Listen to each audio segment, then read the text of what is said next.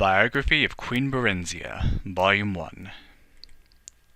Late in the Second Era, an heir, a girl child, Barenziah, was born to the rulers of Mournhold in Morrowind. She was reared in all the luxury and security befitting a royal dark elf child until she reached 5 years of age. At that time His Excellency Tiber Septim demanded that the decadent rulers of Morrowind yield to him and institute imperial reforms. Trusting to their vaunted magic, they impudently refused, and much of Morrowind was laid waste in the conflict that ensued. The little Princess Barenziah and her nurse were found among the wreckage. General Symmachus, himself a dark elf and born in Mournhold, suggested to His Excellency that the child might someday be valuable, and she was placed with a loyal supporter who had recently retired from the Imperial Army. On retirement, Sven Advinson had been made Baron of Blackmoor, a small town in central Skyrim. Baron Sven and his wife reared her as their own daughter, saw to it that she was educated appropriately, and more importantly, was taught the imperial virtues and piety. In short, she was made fit to take her place as a member of the new ruling class of Morrowind.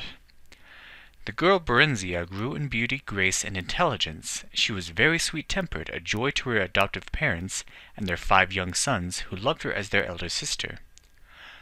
Other than her appearance, she differed from young girls of her class only in that she had a strong empathy for the woods and fields, and was wont to escape her household duties to wander there.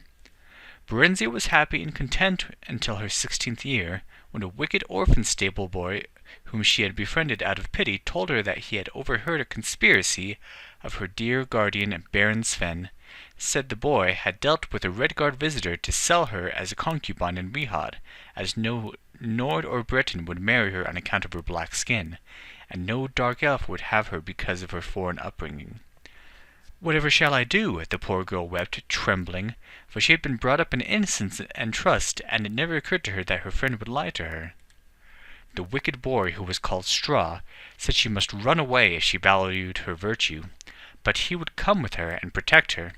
Sorrowfully, Barenziah agreed to this plan, and that very night Barenziah disguised herself as a boy, and the pair escaped to the nearby city of Whiterun.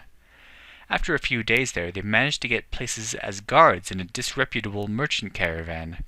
The caravan was heading east by side roads in a dishonest attempt to elude the lawful tolls charged on the highway. Thus they eluded pursuit until they reached the city of Riften, where they ceased their travels. They felt safe in Riften, close as they were to the Morrowind borders, so dark elves were commonly seen. The story of how Barenziah finally came to the throne of Mournhold after this fitful start is told in Volume 2 of the Biography of Queen Barenziah.